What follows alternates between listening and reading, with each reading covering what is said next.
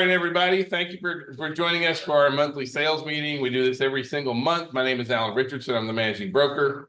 We're going to be going over lots of really interesting and good information that I'm hoping that you can use to help build your business, because there's opportunities out there always. And so one of my goals always with the sales meetings is that I can help point out what are different opportunities for us to really be able to kind of jump on. So first thing I want to jump into is, y'all remember what Monday was? Veterans Day. Monday was Veterans Day, right? And so veterans right now, well, I'm going to get my clicker done here. So currently 200,000 active duty make the transition over to civilian life every single year. Veterans make up 18% of our market. Almost 1 out of 5 clients is a veteran. Now, Monday, we celebrated Veterans Day, and for our family, we have a lot of veterans in our family. We have active duty in our family. It's very, like I care a lot about our vets, but they really do need our help in a lot of ways. And I think it's important that we in the real estate industry understand what's happening in the marketplace, and that right now, there's a great opportunity to work with and to help veterans. So first thing is, vets are more ready to buy than civilians are.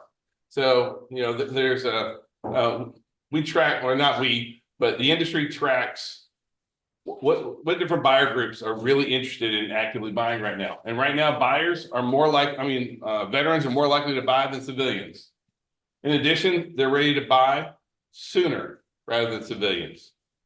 And in addition to that, like right now, about 67% of civilians are interested in buying. However, 75% of veterans are. So more, and this is a big change from last year. Last year, the numbers were almost reverse. We had a lot more civilians that were interested in buying. This year, we have a lot more veterans that are interested in buying. And it's just a good opportunity for us as well as for them. Yeah, I'm telling you, here's a buyer group that is interested in this market right now. So the whole idea here is that for our vets, they can buy with zero down. So like when you look at what are the benefits of a VA loan, see, like there was a time, summer of 21, when a lot of our sellers are like, we don't want to deal with VA loans. We don't want, like that would be kind of, we saw that negative being voiced around there. But in the market that we're currently in, our sellers want any deal they can get. They want all the offers they can get. We're not seeing where VA loans are in negative, right? So for the veteran, they get to go with zero money down on their loan. In addition, there's no mortgage insurance on a VA loan. Both of these save our vets a lot of money, which helps them become homeowners, which is really good for us. Now, the challenge here is that only 3 in 10 veterans know that a VA loan requires no money down. Now, I don't mean to say that veterans don't need to bring anything to closing. I'm not trying to say that there aren't expenses that veterans would need to have. However, 30% of veterans, 70% of veterans don't know that you don't have to have, or that the VA loans are zero money down. So to me, this is one of those things that points out there's a huge problem with communicating and sharing with our clients the fact that VA loans can really save them money. So veterans think they have to bring a lot more money to the table than they actually do, right? So, right, 28% of veterans realize it, but this is almost 38% of veterans think they need to bring more than 10% to closing in order to buy a home. That's a huge number that, honestly, our first time buyers only bring about 6 or 7%. So this is not true information. We need to share this with our veterans out there. Matter of fact, VA loans, about 85% of home sales using VA loans have their down payments less than 10%. And, on average, our VA loans have a much lower down payment compared to any other loan product out there. And so even though we in a challenging market for buyers? Yeah, affordability is a really big deal. is this a huge benefit for our veterans to be able to take advantage of?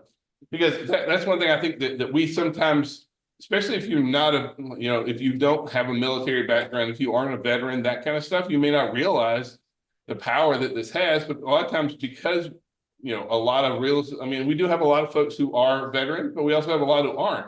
And sometimes we don't talk about that because we may not. If you aren't a veteran, do you feel comfortable talking about VA loans? I hope you would, right? Because these are folks that need our help, they need our experience, and they need us to share this information with them. So Sharon, come here. So I'm answering me. yeah, well, tell me to hush. Not wait. All right. So Sharon, I talked to Sharon and I said, look, I'd like for our folks to be able to talk to vets more and to talk about the advantages of VA loans and that kind of stuff. I said, Sharon, what can you do? And so Sharon said, I'll give you $500. $500 that your veteran buyer can use. They can buy down the rate. They can take money off. They can put it towards closing costs, buy down points. Like they can do anything with that money. But this is like giving cash money to your to your veteran buyers. I think this is a really, really nice offer because like that money doesn't come from nowhere. It comes from the lady standing right here. So I really do appreciate you, Sharon. And is there anything you want to say about VA loans real quickly here kind of thing? I know I'm just kind of throwing you on the spot. Well, no, you've covered it. I mean, I love VA loans. They're great loans and they're great for veterans. I mean, they don't have to put any money down. It is true. Sometimes they have to come and close them with some money. I mean, because all the time we can't get them from zero amount coming, but they don't have a down payment. And they are going to have some closing costs that the seller's not going to pay. So, and in this market, you never know what they're going to pay anymore. So, but I would definitely say if they got to have a little bit of money. You're going to have some money up front anyway. You just got to have an appraisal done. You've got to have inspection done, and you've got to have earnest money. So those three things you have to have that. So you have to have at least a certain amount up front. We have seen some new construction builds where they work with the VA on that, and we've had a lot of vets that bought new construction for. I mean, they had to have their earnest money, and that was pretty much it. Yeah, so, yeah, and you can work it that way. Yeah. So, because I can do the appraisal on the back end. Yeah. I'm not supposed to, but I can. well, but see, the whole idea is, whoever you work with on the VA loan side needs to know VA loans. Please don't use a novice lender on a VA loan. It's not that they're super crazy. It's just that you want someone who really kind of knows what they're talking about. Well, there's some little nuances. Yeah, I mean, you gotta know what a DD 214 is and then be able to figure out what their entitlement amount is, those kind of things. So having a lender that has actually done VA loans is really important to you. And the fact that you get to go give your client an extra $500 off, I think that's an amazing gift, Sharon. So I really appreciate that. I can go get some VA loans. Okay, well, while I got you up here, one other thing that we did want to communicate to y'all is that the Wildfire team has a mortgage app now. Now, here's the kicker here is you can use it or you can't. It's totally fine. Nobody has to use the app. Okay, so let me just be that real clear, because some folks are like, I love technology. I love being able to do apps, and other folks are like, I don't want to do anything with it. You're totally fine. You don't have to do anything with it. But if you did want to, you got to understand that there is a agent app and then there's also a borrower app. It's the same one. It just kind of depends. Sharon goes in and puts you in as an agent. And now, once that, as the buyers can go in and they can submit all their docs through the app. They can put everything in. They can see what there's a mortgage calculator in there. They can submit all their documents. They can see what their status of everything is on their loan application. So in addition, for the agents, for us, we can go in and we can see all the clients that we have listed. We can see any loans that are going right now. And we can also share the app directly through there. Basically, you get to see where your client's status is throughout the entire process. So I just wanted to throw it out there that you do have an opportunity if you want to be that engaged and you are feeling super techie and you want, I mean, it's not super techie, but if you want to keep up and know what's going on all the way through, you have the power to be able to control that process and be able to say, sure, what's going on my loan kind of thing. Yeah, this is a great tool. It really is for agents. I mean, because you can go in and see 24 hours a day, you can go in and see the status. Yeah. You can see where it's at. I'll let you know that. I mean, I'll let you know up front where things are. But you can go in there yourself and do it. Yeah, you can also get pre-approval docs right through here. I mean, yeah, so you can print your own pre-approval document for that client. Does it show if they're like missing documents, or Yep. that's not something we'll see? That's something we'll see, like, hey, you still need to. You can't look at the documents, you can see Right. that something's You can see missing. that they're missing. Have that. Yeah. here. Yep. So, we have these flyers around all the offices. We'll hand them out kind of before or after that kind of stuff. Feel free to use this app if it chooses to. The other side of things is if you just want to call Sharon. I know it's old school, but old school works. I'm gloriously old school. So don't feel like you have to go, I don't feel like learning a new app. That's totally fine. Just call Sharon, because that's generally speaking, that's what Alan does. Yeah, some people don't like Yeah, it. Some people like if your hands on, they didn't like it. Yeah. So thank you for the $500 too, Sharon. You're welcome. All right. So I got 5 questions that I want to help you guys answer today. And it's really important that we're able to answer these questions, because these are 5 questions that we're seeing in our marketplace right now. If you're calling and making calls out to your clients, a lot of times these are some of the same questions that you're going to be asked. And I want you to have the knowledge to be able to answer these questions without just saying because that's how it is, right? That kind of stuff. I want you to feel empowered to be able to have these kind of conversations. So let's kind of jump into each one of these. So mortgage rates. We saw mortgage rates coming down real steadily, then they jumped back up. And so where are we going with mortgage rates now? Right? You got to understand that the mortgage industry right this minute is heavily factored on 3 things. Okay. Inflation is definitely one. The election is still putting pressure on rates right now. And then labor. See, the Fed they have 2 jobs. Keep people employed, keep inflation down. And so when you look at, here's the first slide I want to share with you. This is what's gone with job creation in the United States here recently. This is the most recent jobs change. And so you notice that healthcare, heavily regulated industry, and government, which is not market driven, that's where the jobs are growing. What else are we seeing happening with jobs right now? It's looking pretty dismal overall kind of thing, which is why the Fed lowered the federal funds rate last week. And that we see a lot more of this going forward, because it's important that they stimulate the economy enough to keep jobs looking really, really good, right? Inflation, however, is not quite at the target that they want. We're sitting at about 2.7%. We were running 5.5 in the 5s for quite a while. And so it's down. It's not down all the way where the Fed really does want it. They want it to be at 2% or less.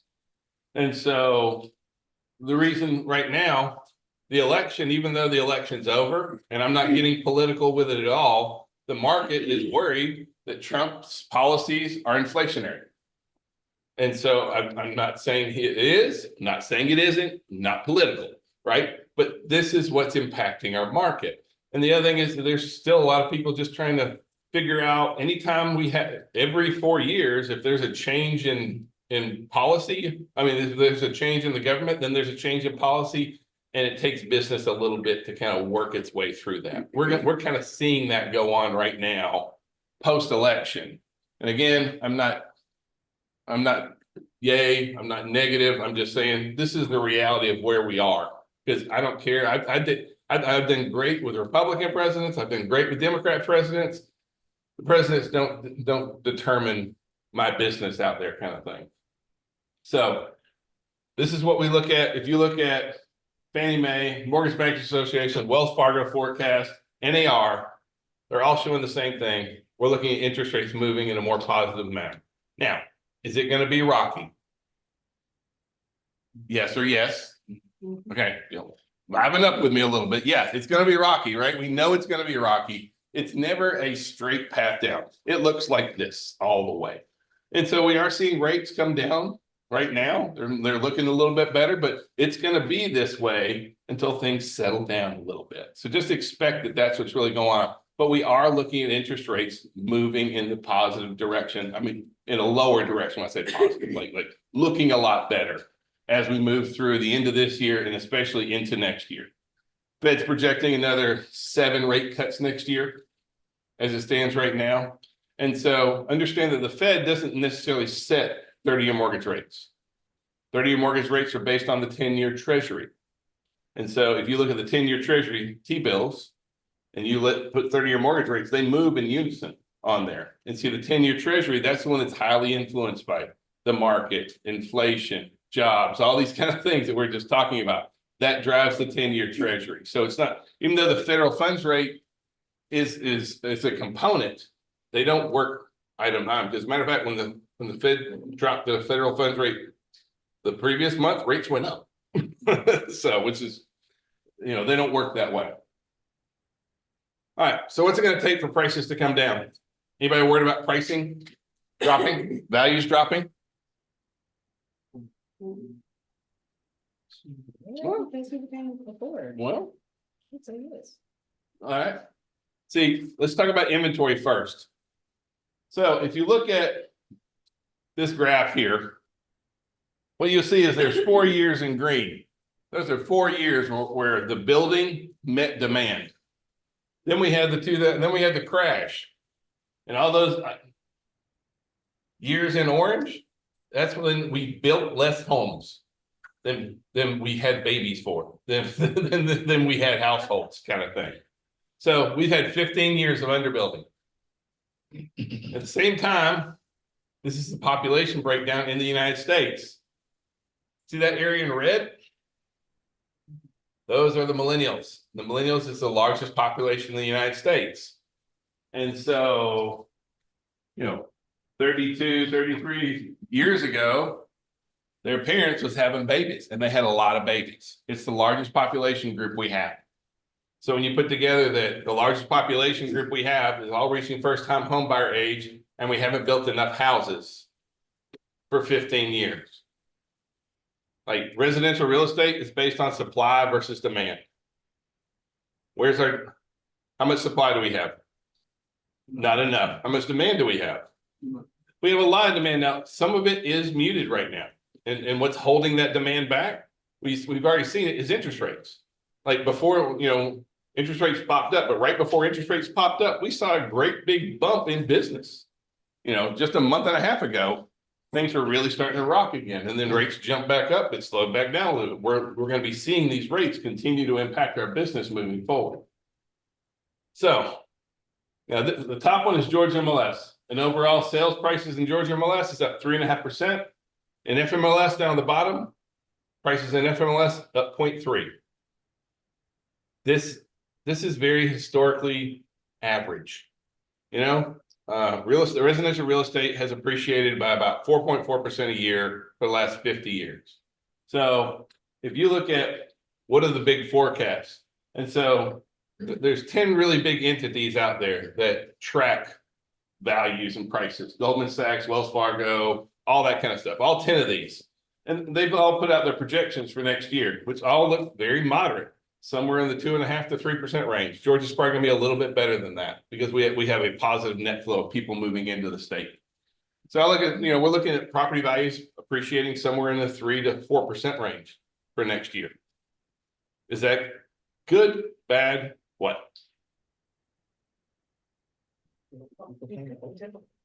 Well, typical, average. I love being average. Now, sometimes folks will say, well, gosh, I wish prices would drop. I wish eggs would go back down. I wish things like that would happen. I wish eggs would go down too. I wish overall pricing would go down. But do you guys want your home values to go down? Do buyers want home values to go down? Really? They do. Of course they want to slow down. Well, but let me ask you this, like if I were to go buy a new car right now and I pulled it off the lot, is it worth as much as I just paid for it? No. Do you want to go buy a home and think, you know what? I wonder how much money I'm going to lose this year. I wonder how much value I'm going to lose this year. Does anybody want to buy a home in a declining market? As being the guy that's been through housing during a declining market, Like those of us that were in the business 2006, 2007, 2008, we saw every month values dropping. Some counties, property values dropped 20% over 2 years. Like Clayton County, for example, huge property value declines. And so it's really hard. Who buys a property when the values are going down? Nobody, right? Which is why I had all that inventory on hand. So understand that this is very moderate appreciation, but this is also good, healthy appreciation. If we were still doing the double digits, 10%, 15%, we had several years. I mean, overall, we had over 50% appreciation over the last 4 years. That's not where we're going, and that's not sustainable. 3 to 4%, that's very sustainable. It's a good place for us to be as well. So, can I find a home? Can our buyers find a home? What's going on with inventory right now? I mean, we kind of touched on it, but like right now we have more homes coming onto the market, right? This is new construction, and this is what's happened with new construction. So even though we haven't been building enough, we are seeing, I mean, what's the trend you're seeing on new construction? It's increasing, right? It's not where it needs to be, but it is increasing. So we're seeing more new construction inventory coming on the market for us, kind of thing. And I am a big fan of new construction right now. There's almost 30% more homes on for sale right now in October this year versus October last year. But what's it look like here in Georgia? So the top again is Georgia MLS. Overall new listings in Georgia MLS are up 17%. So we have 17% more new listings. In FMLS, exactly the same, 17% more new listings in FMLS. So for our buyers, is that good or bad? Look, we have rising inventory. That's good, right? Overall, total inventory in Georgia. In Georgia MLS, total inventory is up 34%. In FMLS, total inventory is up 46%. We have almost 50% more total listings. In Georgia MLS, we have 35% more total listings. So can you find a home? I mean, y'all remember summer of 21? Oh man, we were like the waitress at Flo's Diner. Like, what you had? Like it was just like we were just order takers, right? Our buyers, I mean, we saw property value going crazy. We had folks, we had 50, 60 people at open houses. I mean, it wasn't a balanced market by any means. We're heading into a more balanced market. All right. Currently, we're sitting on about 67 days on market in Georgia MLS, 53 days in FMLS. What have we seen for days on market happening? Well, you can see over the last 3 years, like look at the bar graph. It's increasing. And so, is that good or bad? Well, it depends, right? If you're a seller, you would you definitely like to see that down. But like these are normal marketing times now. We have to understand that that's increasing out there. Overall, total market absorption, which is basically how many months of standing inventory do we have?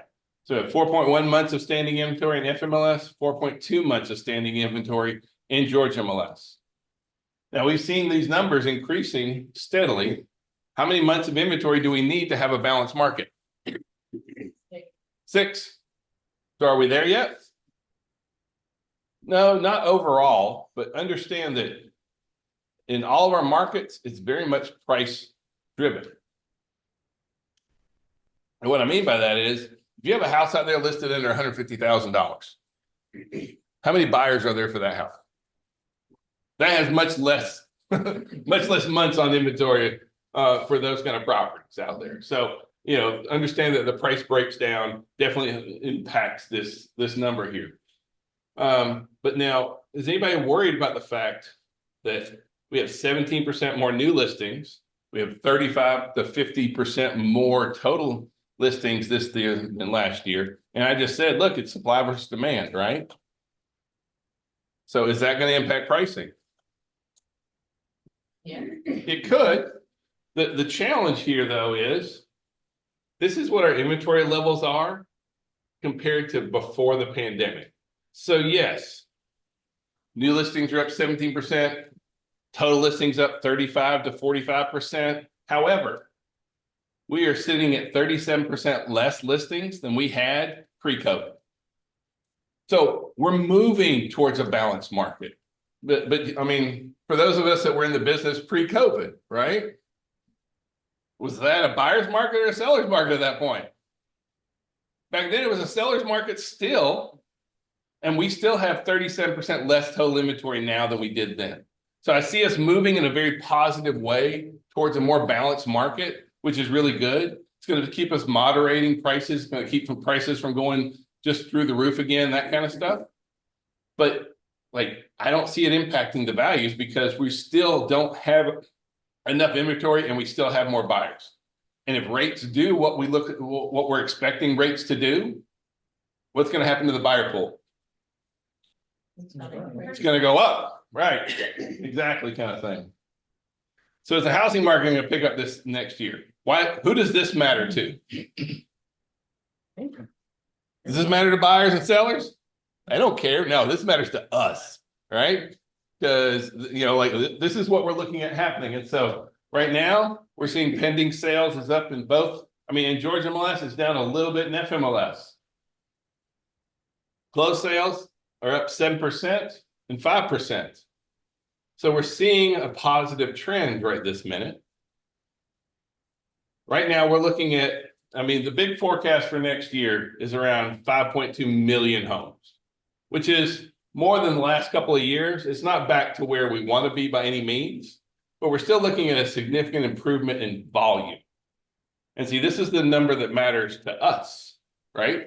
Because will more people be buying and selling homes next year? Yes or yes? Yes. Yes, right. So I want you to understand that the reason this is important is, like, if we know that the market, this is where the market's heading, and we know that there's going to be more transactions next year, when do you need to reach out and start engaging with people? You need to wait till next year? No, you need to do it now, right? Now's when we need to be building relationships over these next few months, because January is going to be a really interesting rock and roll time. And if you're waiting until next year to actually start engaging with your clients, you're missing the boat. Okay, you're going to be behind. Now's the time to really focus on engagement, because we have a lot of positives. You know, right now, overall Americans still feeling pretty pessimistic. Elections are always pessimistic, right? Nobody's happy, right? Everyone, like this is terrible, this is terrible. I don't care if you lean left or lean right, everything's bad. So we can kind of get down into the dumps about a lot of things. If you let that affect the way that you look at your business and what's going on, it can hurt you. And I don't want it to hurt you. So is the market going to crash? No. I don't see any hope of market crashing, but you will see people talking about this out there, right? Because, there's a lot of reasons why people do it. Some folks, like there's this this perception of what goes up must come. That's not true in housing. I mean, but real estate's appreciated by 4.4% for the last 50 years. Yeah, there's been some bumps in the road, but still it's a pretty steady appreciation. Now, one of the graphs that we're seeing folks out there is showing that consumer debt. They're like, look, consumer debt is the highest it's ever been. And I will agree, consumer debt has been the highest it's ever been. Auto loans are a little bit higher, student loans are a little bit higher, but the biggest is going to be mortgage, right? Mortgage debt is the biggest piece of it out there. See, the problem when you look at this is you look at this and you think, okay, that looks kind of scary. I mean, isn't that startling? I know it was when you first look at it, but when you put it together with the fact of that orange line, this represents mortgage debt. The green line, that's how much equity folks have in their homes. And the total value, real estate's valued at $48 trillion. Yes, there's $13 trillion in debt against it, but there's a lot more value out there than the debt that's against it. Like, you guys know anybody upside down in their house? I don't either, right? We're just not seeing that out there.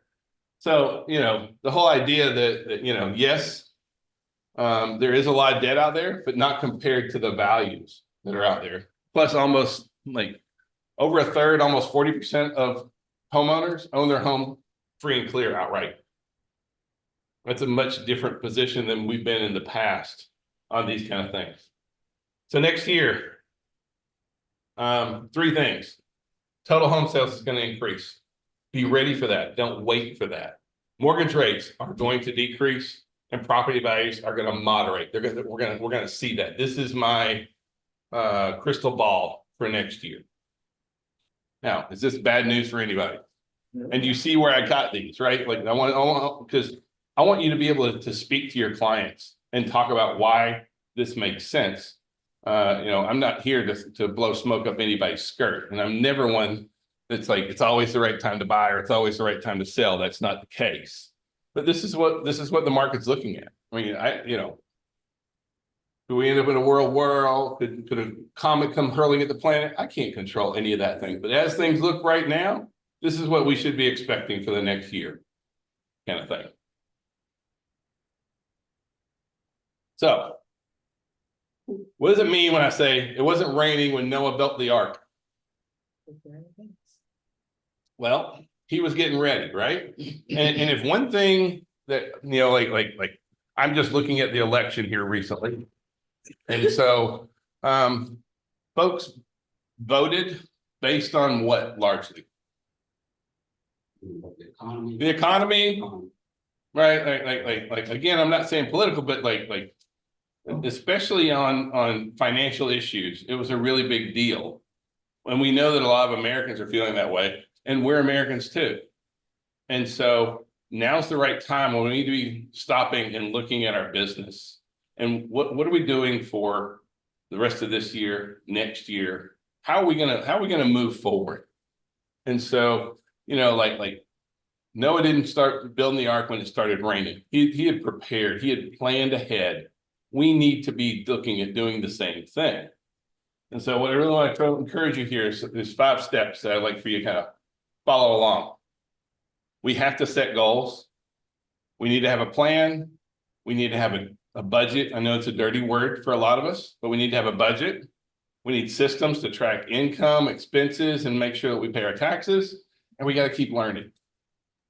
So first one on here, goals. Why do we need goals? Why do we need a goal? Exactly. Yeah. Well, the other thing is it's a very easy way. Like if I don't have a goal and I don't meet it, do I feel bad? No. Like another successful year. A lot of times folks will say, well, what's your goals for this year? I'm going to work harder. I'm going to do better. I want more. That's not a goal, right? I mean, goals have to be specific, actionable. They have to be real. And so everybody has a different set of goals that they want for their life, for their career, for their family. And I'm going to encourage you that now's the right time. We're heading into the holidays. Always a weird time in real estate. We lose a week of marketing in November. We lose 2 weeks of marketing in December, generally speaking. A lot of our buyers and sellers just don't engage the week of Thanksgiving. A couple of weeks in December, that week between Christmas and New Year's, not a lot of real estate activity normally going on there.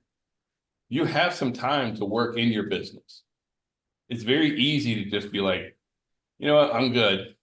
But like what we find is that the folks who set goals normally 10x the folks who don't.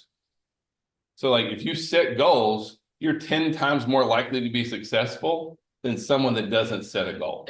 So it starts off with, should you set some goals for yourself for this year?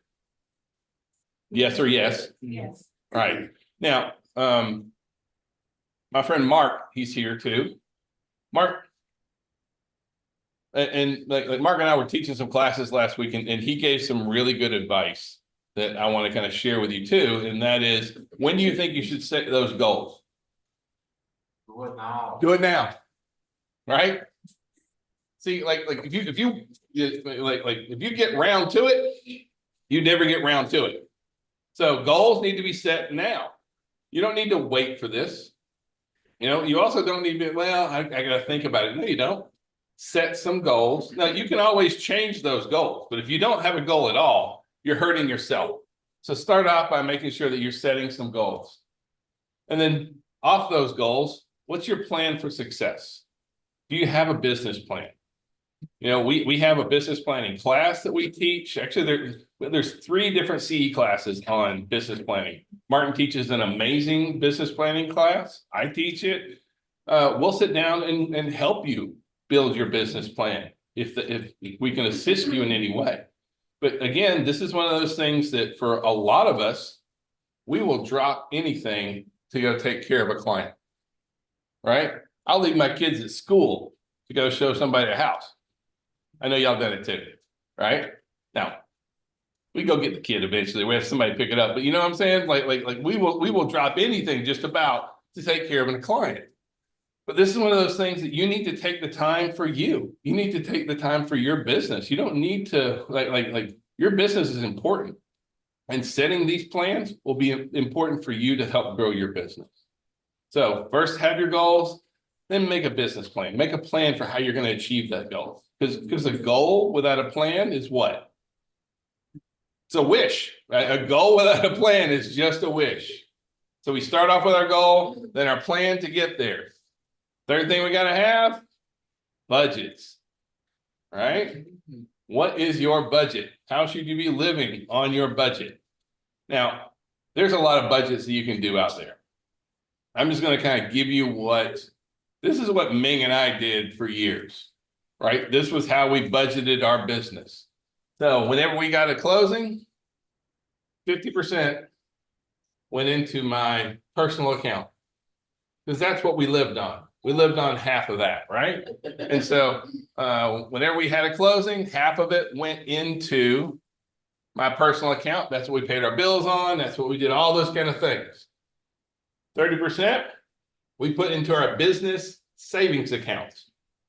And that was for taxes.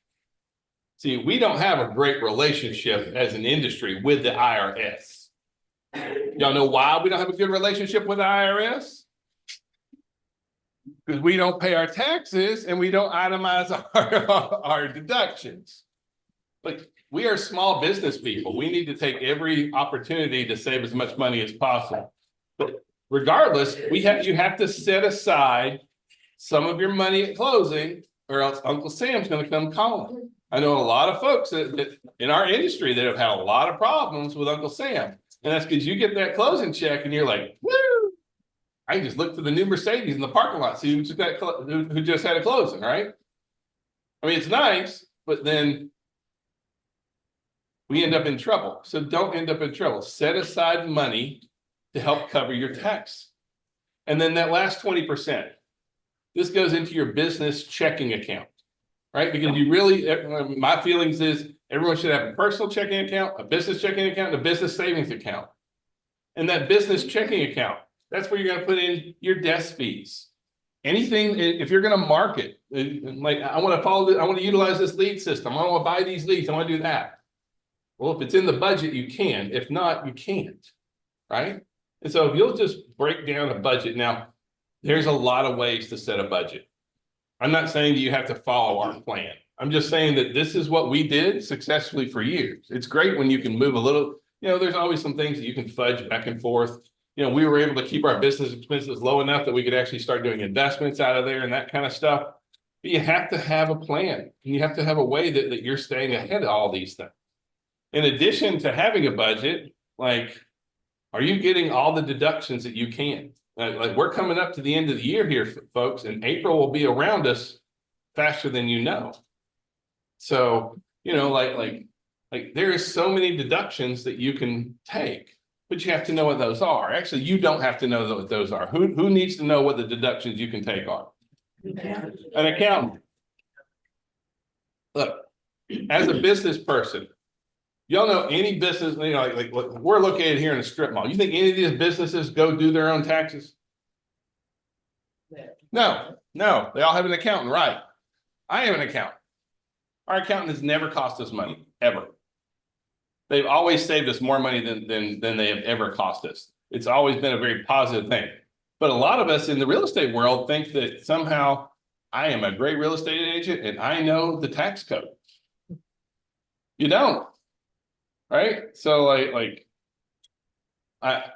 know that no one wants to spend the money up front. I totally get that, but they're going to save you money. Having an accountant really can pay off. I want you to take every opportunity to not pay as much as you have to.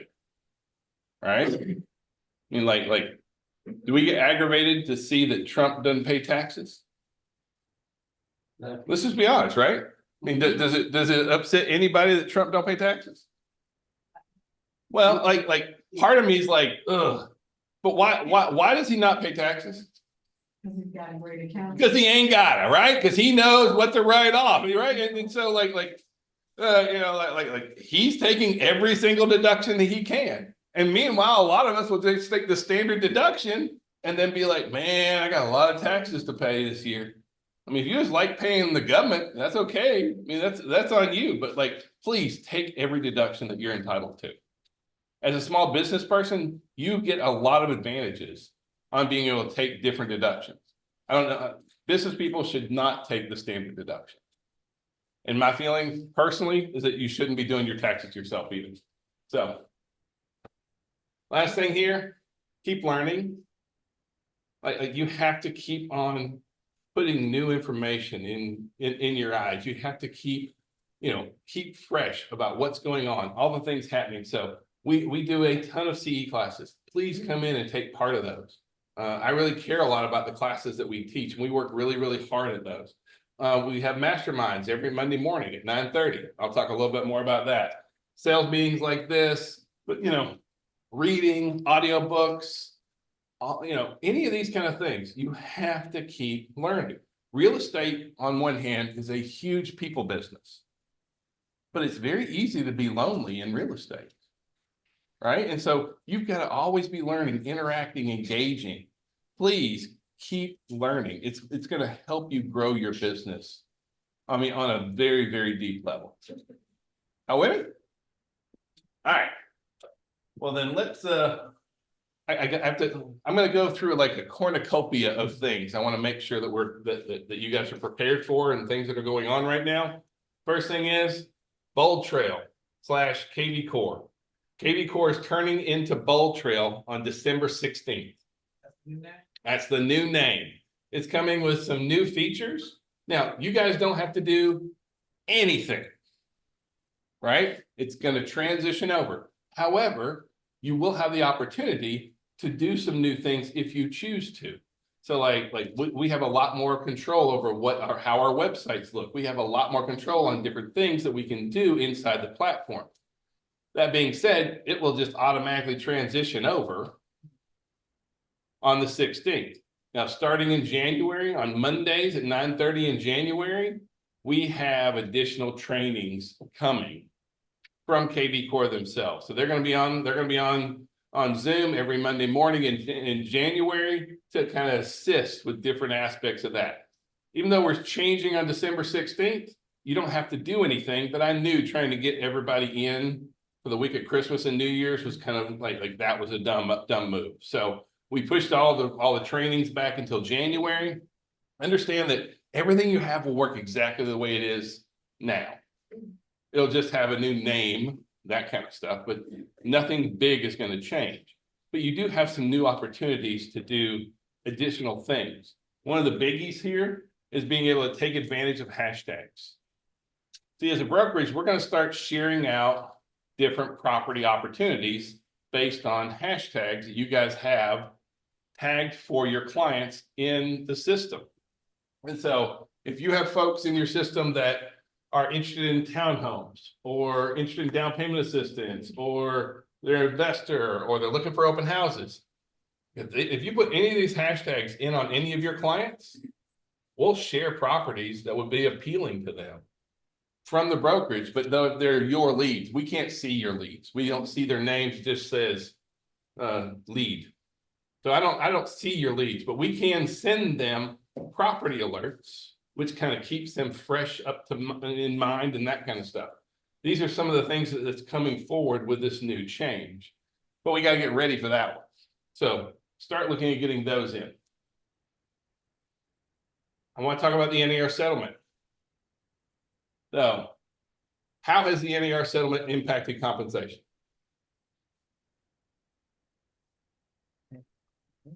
Well, I mean, the reason I bring this up is like we've seen and y'all watch the news, y'all have seen that. Greedy realtors, right? They're taking the, you know, we had political figures saying, for the first time ever, realtors must negotiate their compensation. Right? We were kind of the bad guys in a lot of this. And so everyone kind of, part of this whole lawsuit going out was everyone just expected, especially buyer's agents, we're gonna get hosed, right? I mean, that was kind of what that was the underlying theme here. And has that happened to us now? No. Buyer's compensation has held steady. Now, we've seen compensation as a percentage over the last 10 years, especially the last 5 years, compensation as a percentage has dropped off. But what's happened to property values? They've gone up. So net compensation has been much higher, percentage has been lower. So, so before the NAR settlement, average compensation across the US was 2.34 compared to 2.35. Has it moved? But I thought this was supposed to cut commissions, cut compensation, wasn't it? It hasn't. Matter of fact, some buyer's agents are making more. Homes under $500,000, we're seeing where buyer's agent compensation has increased. So, I mean, and I'm not here talking, I think we have to be careful. Like, I'm not here to talk, there's no set compensation amounts. There's no this percent, that percent, there's nothing like that going on. And I'm not here to hose a buyer or a seller. However, we work really, really hard for what we do. We'll spend months working with clients with no pay. And some of them are never going to close. And we're still going to work really, really hard for them. So when we do get a closing, we need to be compensated. And we should be able to feel comfortable standing up and saying it. And so I'm glad that we're not seeing compensation drop. I think this was one of those things that was a concern. But there were some stopgaps put in. And we're seeing where there's some market shifts happening as a result of the NAR lawsuit and how it's impacting our business and how we need to be looking at business moving forward. And it's impacting our sellers and our listing agents. It's impacting our buyers and our buyer's agents. And we're all on one side or the other at some point through the transactions. I want to talk about some of the big shifts that we see happening right now and what kind of an impact it has. So for my listing agents, please understand that the days of you being able to dictate what a buyer's agent gets paid or your seller gets to dictate are gone. This is the new one, right? Old school, and let's talk about old school. Old school was, seller said that they were going to offer 6 bananas, and listing agent, you can share 3 of those bananas with the buyer's agent, right? So is that what's really going on now, though? Well, let me take you through story time. Ming and I just talked about this on Monday, but and so our agent has worked with a client for 3 years, bought and sold multiple homes over that time, has been working with this client for several months, has a signed buyer brokerage agreement, agreeing to compensate the buyer's agent 3%. So that's a contractual obligation from the buyer to the buyer's agent. Find a property. Listing agent has the property listed 75, 80 days it's on the market. So they go in and they make an offer on this home. Listing agent, they make an offer of $10,000 they're asking. What's their 3% in compensation? And they will need 2% towards closing costs. Listing agent says, we're only paying 2% in compensation. Right? The seller has agreed that they would pay 4%, 2% to me, 2% to you. Do they get to decide how much that buyer's agent gets paid? No. No. Well, see, back in the day, that was kind of the way it was, right? This is what the seller's paying. We didn't have buyer brokerage. A lot of times we sign buyer brokerage agreements after the fact, right? We saw a lot of them that had zero amount or whatever and that kind of stuff written in them. But now we're stating this is how much we're going to be compensated. Now, maybe the seller pays, maybe the buyer pays, maybe it's closing costs. We have a lot of options there. So let's go back to our scenario. This seller or the listing agent negotiated with the seller, 4% compensation. I'll take 2, we're offering 2. So they counter back and say, nope, we're only going to pay 2%. So we'll pay 2% closing costs, 2% towards your agent, and we'll take the purchase price. And the buyer comes back and says, no, I have to come out of pocket for that. And I'm not coming out of pocket for that. So I need 3% to cover my agent compensation. I need 2% for closing costs. And this is my purchase price. And the listing agent comes to our agent and is mad. Because suddenly, whereas back in the day, the listing agents get to decide how much buyer's agents got paid. I mean, realistically, it may have not been that way up front, but generally speaking, you go in the MLS, see the property was offered for 2.5, 2, 3, whatever. That's what you're getting paid, right? What are you getting paid now? You're getting paid whatever your agreement is in your buyer brokerage agreement. So the buyer's agent said, listen, my seller has agreed to compensate me 3%. This is an affordability issue for her because she doesn't have the cash to bring it out. That's why she needs 2% closing costs, 3% cover my compensation, and that's the most we're willing to spend. Listing agent's mad. Well, that means I have to reduce my compensation to 1%. See, here's the big shift. Used to be listing agents thought that they had the power to do that. And the listing agents, generally speaking, did. But are we doing a lot of offers of compensation up front now? Some are, but like you can't find it in Georgia MLS, you have to make the phone call. We have a lot of brokerages, Real, EXP, those kind of things. They won't make any offers of compensation. Even if you call them, if you ask for F-258, all that kind of stuff, they're going to say, no, we're not making any, include it in your purchase and sale. So like this is a big shift. So as listing agents, it used to be, we could sit down with our seller and say, hey, I suggest that, we're going to do 5%. I'll take 2.5. They'll take 2.5. Can you do that now as a listing agent? You can offer it, but for that buyer, what is that for the buyer? It's an affordability issue. You got to understand that. So here's the big shift for listing agents. Negotiate your compensation, right? You have, like that's the one that you need to negotiate, because if not, you're going to be like this guy stuck. Because one thing the Department of Justice wants done is compensation decoupled. They don't want, we're going to give you 5 bananas and I'm going to give you 2.5 and you're going to keep 2.5. They want the seller's going to pay 2.5 bananas to you and the seller's going to pay 2.5 bananas to you.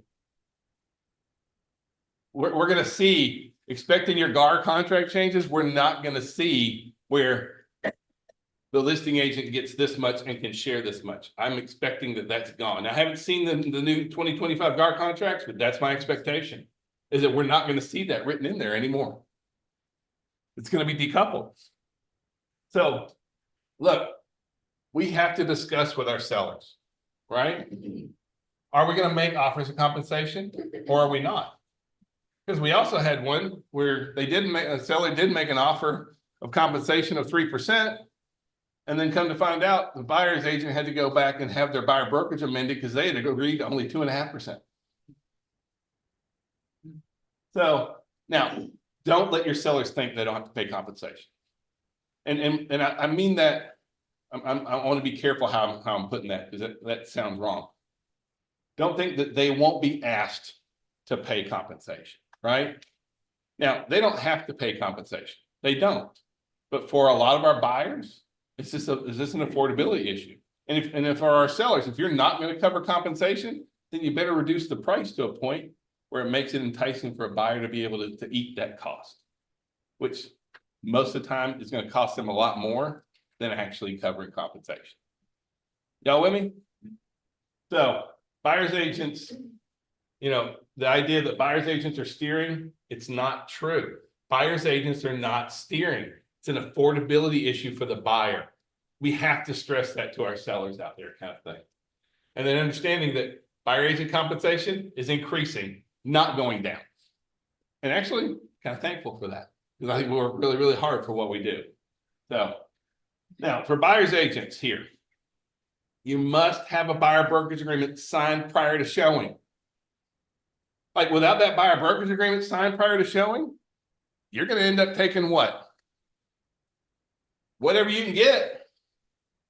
Right? Because you can only be compensated for the amount that you have agreed to in your buyer brokerage agreement. That has to be done in advance.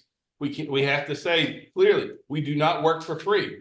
The days of, look, whatever the seller pays me is fine, that's gone. The people who are having a hard time with these issues are old, experienced agents. Sorry, not older. Watches. I know. I'm looking in the mirror, right? So it's our experienced agents that are having a harder time, because a lot of us have been in the business for a long time. It's kind of like, buyer brokerage agreement, no big deal. We'll make sure it's right.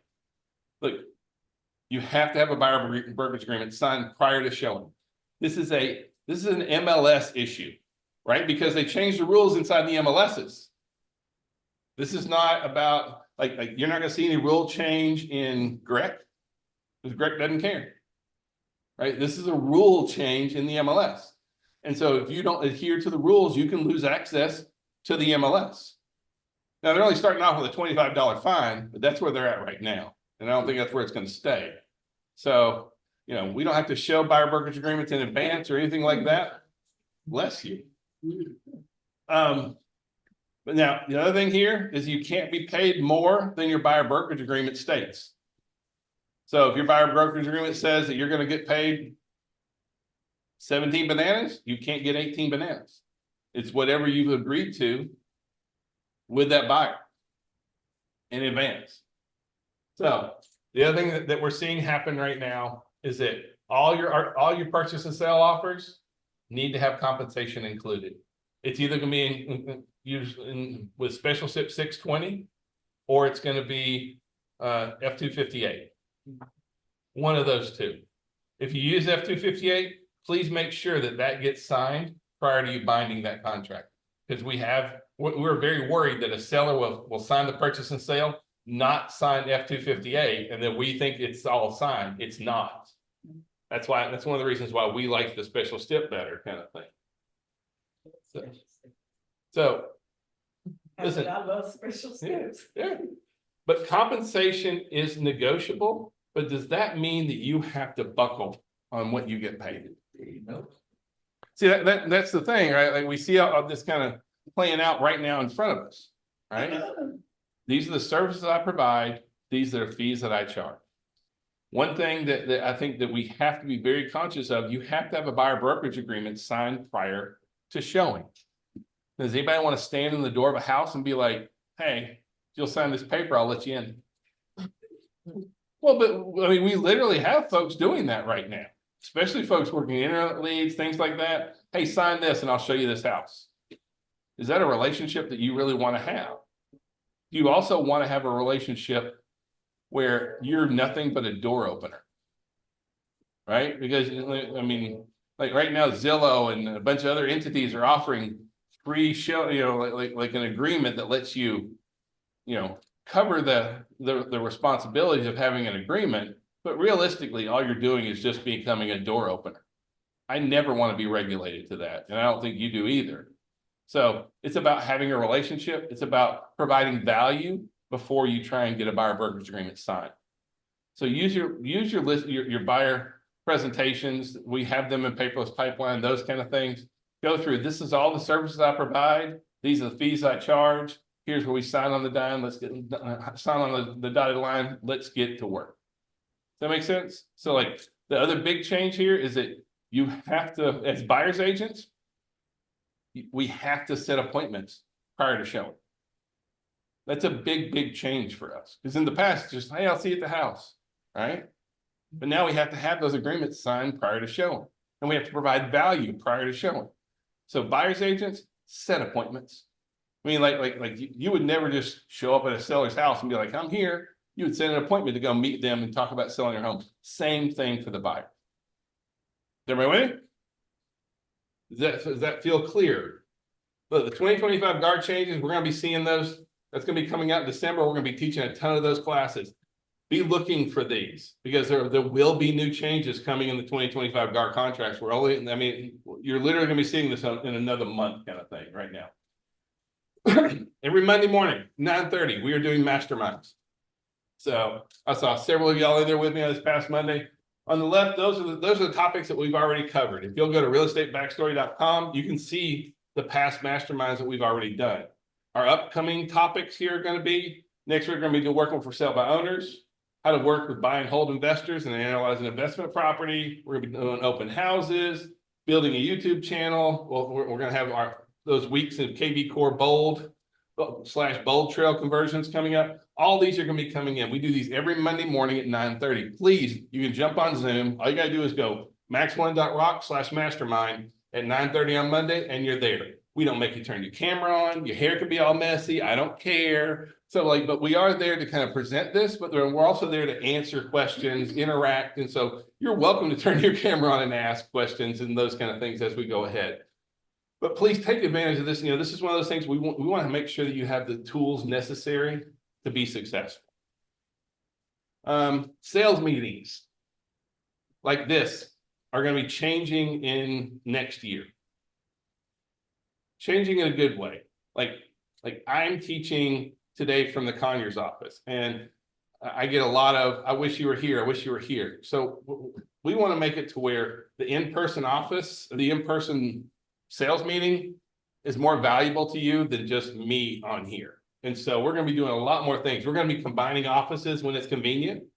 So we may put, McDonald's and Conyers together one time, or these other offices together at different times. We're going to be doing a lot more things in the office. We're going to be doing headshots, games, competitions, top producer Q&As. I want to make it so if you're going to take the time to come in, maybe we're going to have a lunch and learn as well. I want to make this to where this is a valuable time for you. Yes, I want to be able to teach and inform and keep you aware of what's going on, but I also want to make it to where this is good, valuable time for you. So between myself, Ming, Martin, and all the branch managers, we're going to be working really, really hard next year to try and make our sales meetings really appeal to you to a large degree kind of thing. Now, the reason I say next year is because our next sales meeting is actually our Christmas party. So it's going to be at our McDonough office, December 10th at 11:30 in the morning. And I hope that you'll come. We always have a party. Nancy dances every single time. You have to come and do your electric slide and what's the other one you do? The Cupid Shuffle. Cupid Shuffle, yeah, those kind of things. So yeah, All of them. all of them. So we're going to do the Dirty Santas and those kind of things. So please, we hope that you'll join us for that one, because that's going to be our last. We're not, this is our last official sales meeting of the year here. Next one's going to be our Christmas party. Now, in addition to that, for Christmas, last year we sponsored the May King Volunteer Fire Department. And so they have a very unique thing. So this is a rural fire department. These folks are not paid. It's a volunteer fire department. And then they have this little weird competition every year where whichever fireman gains the most weight has to wear the Santa suit. And then they go back into the woods and they give out little $5 and $10 gifts to the kids with Santa sitting on top of the fire truck. So you can see a picture of them last year, kind of going around. We did this last year. How many toys did we gather last year, Nancy? We had 230. 230 toys for kids last year. And I love being able to do this. If you're able, we would love for you to join us in here. If you can't, no pressure, no big deal kind of thing. But this is something that we love to do just to kind of give back a little bit here. So we have, in all of our offices, you'll see these little boxes set up. That's just for little $5 toys, that kind of stuff. And then on Thursday, November 21st, Nancy's, we're going to be gambling. So we're going to have a casino night. Now, we are not hardcore gamblers. Please don't think that we are hardcore gamblers. This is kind of B-rated, but we do our best with it. We have a good time. But this is all just so that we can get money together. So the whole idea is that bring a toy. That's how you get in the door, kind of thing. And so we will have prizes and different giveaways and that kind of stuff. But this is all just to try and get some stuff together for the little people out there kind of thing. And so if you want to join us, please do. All right. Congratulations to our top producers for last month. Good job. Oh, there you go, Dave. There we go. All right. Now, at this point, we are gonna go to the local meeting now, in all the offices, and, I thank you guys so very much. I love and appreciate you more than words can describe, and if I can be of any service, please reach out to me. So now we're gonna go local.